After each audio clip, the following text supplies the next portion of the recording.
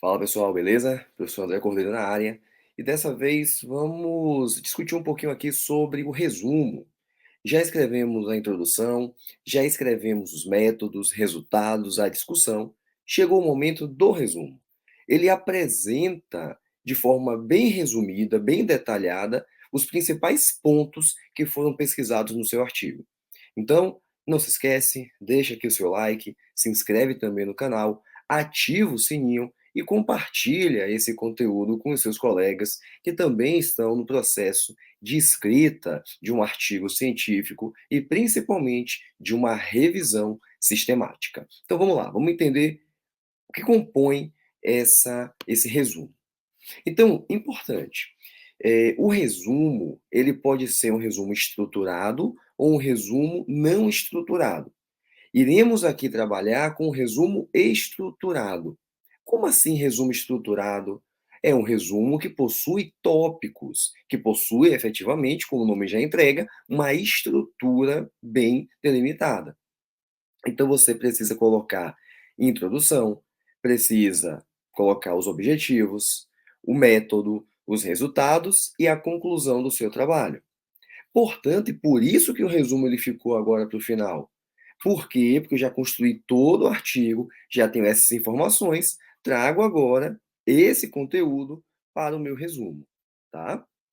Outro ponto importante é que o resumo ele tem que ter no máximo 250 palavras, tá? Isso pode mudar, existem os chamados resumos expandidos, que permitem mais, né, 400 palavras, mas normalmente, e aqui iremos também trabalhar dessa forma, o resumo ele precisa ter no máximo 250 palavras, tá? Então, ao produzir o seu material lá no Word, por exemplo, você consegue marcar todo o texto, ele te dá ali no final a contagem. Quantas palavras você já escreveu e, portanto, né, o que é que você tem ali disponível ainda ou o que é que você precisa remover, né, para ficar nessa quantidade. E, após o resumo, você precisa apresentar as palavras-chaves, tá? E essas palavras-chaves, elas não podem ser, assim, pensadas, tiradas da nossa cabeça. Então, tipo, meu tema é sobre, insuficiência cardíaca e exercício físico, tá? Eu não posso colocar assim, então a palavra-chave aqui, uma palavra importante é insuficiência cardíaca. A outra palavra importante é exercício físico. Então coloco no meu resumo, né, ali nas palavras-chaves. Não, eu preciso saber o seguinte: insuficiência cardíaca, exercício físico são palavras-chaves? E para saber se esses termos são chaves ou não, você precisa entrar num site, que é o site do DEX, que são os Descritores em Ciências da Saúde, tá? Ou no MESH, que também tem a mesma função. Hoje, eles já são integrados, então se você colocar no Google lá, DEX, você entrará no site e lá tem DEX/MESH, então eles já são integrados, e basicamente você tem um que traz esses termos, principalmente ali em português, mas também dá a variação do inglês, do francês, do espanhol, e o outro, né, que é o MESH, ele te dá basicamente o termo como é usado na língua inglesa, tá? Então você precisa entrar nesse site e buscar. Opa, no meu tema eu estou falando sobre angina. Então eu vou entrar no Dex e vou digitar lá angina.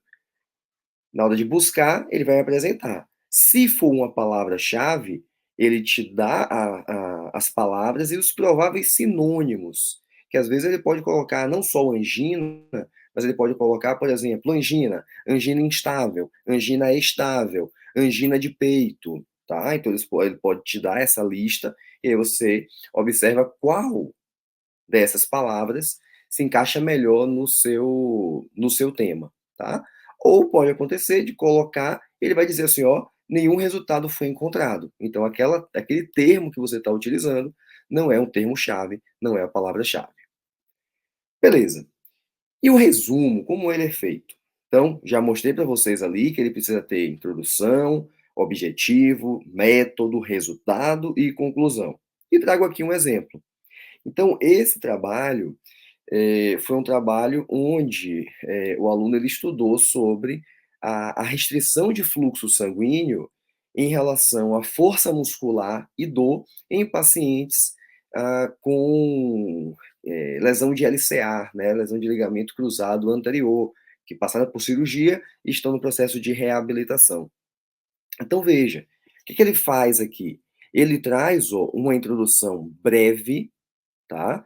Então, poxa, se você pensar no tema dele, ele tem lesão de ligamento cruzado, restrição de fluxo sanguíneo, força muscular e dor. Observe que esses 4 elementos, ele apresenta aqui nessa introdução que tem basicamente 5 linhas. Então, em 5 linhas, ele conseguiu resumir, tá, a ideia central do trabalho. E é isso. Você na introdução tem que escrever sua introdução em 4, no máximo 5 linhas. Não use mais do que isso, porque você está perdendo palavras e no resumo os tópicos principais para gastar, usar essas palavras, são os métodos e os resultados. Então, vou poupar, vou economizar palavras na minha introdução, no meu objetivo, na minha conclusão, e gastar nos métodos e nos resultados, tá bom? Então, sua introdução, curtinha, 3, 5 linhas no máximo, apresentando a ideia central do seu estudo, tá? Logo na sequência vem o objetivo. O objetivo, gente, é o mesmo que você já apresentou ao final da sua introdução. Então, sim, eu posso colocar ali o objetivo, né? Veja que é em negrito. Objetivo, 2 pontos, copiar o que você escreveu lá no final da introdução, copiar e colar aqui, sem nenhum problema, tá bom? E os métodos? O que é importante em relação aos métodos? No método, gente, você precisa apresentar algumas informações. Vamos a elas. Qual o tipo de estudo? Então vejam, ó, trata-se de uma revisão sistemática. Você utilizou alguma estratégia para pesquisa, tá? Então veja, utilizei a estratégia PICO. A minha revisão é revisão narrativa, a minha revisão é revisão integrativa, então eu não usei a pico. Então só coloque, trata-se de uma revisão narrativa, de uma revisão integrativa, tá? Então, primeiro, qual o seu tipo de estudo? Segundo, a estratégia que você usou. Terceiro, quais foram as bases de dados que você pesquisou? Então veja o que ele fala, ó, pesquisei na PubMed, na Central, na Pedro e na Lilacs. Tá? Além disso, você pode informar quais foram os descritores.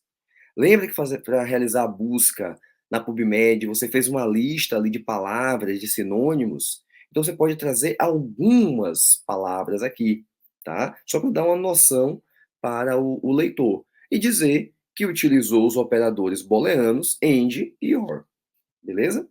Então, métodos. O que é importante? Falar sobre o seu o tipo de estudo, falar que você utilizou ou não, né, uma estratégia de pesquisa, quais foram as bases de dados utilizadas, tá? As palavras que você utilizou para realizar a busca, pelo menos assim, uma ou duas da população, uma ou duas da intervenção, uma ou duas do desfecho, tá? E que você utilizou os operadores booleanos. Isso é importante constar no método. E no resultado? O resultado, gente, vou passar aqui inclusive para mostrar para vocês. No resultado, você tem que informar o seguinte, ó, durante a minha pesquisa foram encontrados X artigos. Então eu posso colocar, ó, foram encontrados 1000 artigos e após a exclusão fiquei com 6. Eu posso partir direto, ó, foram encontrados 6 artigos após a leitura de título e de resumo, tá? Posso ir direto ao ponto, beleza? Isso vai depender de quê? Tenho palavras sobrando, então posso explorar um pouco mais essa informação. Não está restrito, então seja objetivo, tá? Ó, durante a pesquisa foram encontrados X artigos. E logo na sequência você deve falar o que esses artigos encontraram. Pegando o tema e o exemplo aqui, tá? Então, ó, desses estudos, desses 5 estudos, esses 6 estudos, 3 verificaram que houve melhora da força muscular. 4 verificaram que houve redução da dor.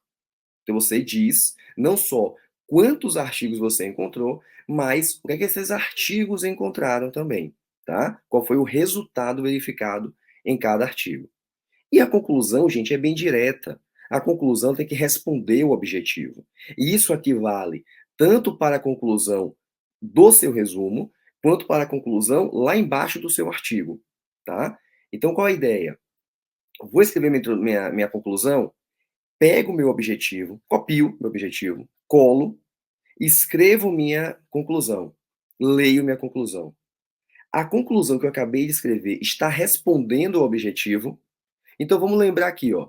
Qual foi o objetivo desse estudo? Revisar o efeito da restrição de fluxo sanguíneo sobre a força muscular e dor em pacientes na reabilitação de LCA. Esse foi o objetivo. Olha a conclusão. A restrição de fluxo sanguíneo foi eficaz para fortalecimento, ou seja, né, aumentou força, e redução da dor em pacientes na reabilitação de LCA. Ponto, respondeu. Ele queria investigar se a restrição funcionava para aumentar força e para reduzir dor, tá? E ele responde no objetivo, na conclusão, que sim, que houve essa redução. Você não poderia colocar aqui, por exemplo, que essa restrição de fluxo sanguíneo, essa melhora da força e redução da dor, gera impacto na qualidade de vida desses pacientes. Não pode. Por quê? Porque o seu estudo não foi para avaliar qualidade de vida, né? Esse exemplo aqui não foi para avaliar a qualidade de vida. Então, eu não posso colocar que houve melhora da qualidade de vida, sendo que não foi uma variável estudada. Beleza? E aí você finaliza com as palavras-chave. Já falei para vocês onde encontrar essas palavras, só que eu não falei que você precisa colocar de 3 a 5 palavras-chave. No mínimo 3, no máximo 5 palavras-chave. Beleza? Então é isso, gente. Espero que vocês tenham gostado aí desse vídeo. Espero que vocês consigam finalizar os artigos que estão produzindo, tá? Com grande qualidade, que sejam artigos possíveis de publicação, tá? Esse é o nosso intuito. E não se esquece, deixa aí, se inscreve aqui no canal, deixa o seu like, compartilha também esse material e ativa o sininho para receber toda semana aqui 2 vídeos nesse canal sobre fisiologia, sobre patologia, sobre UTI, né, cardiorrespiratória e também, como o de hoje, metodologia da pesquisa científica. Então é isso, até o próximo vídeo.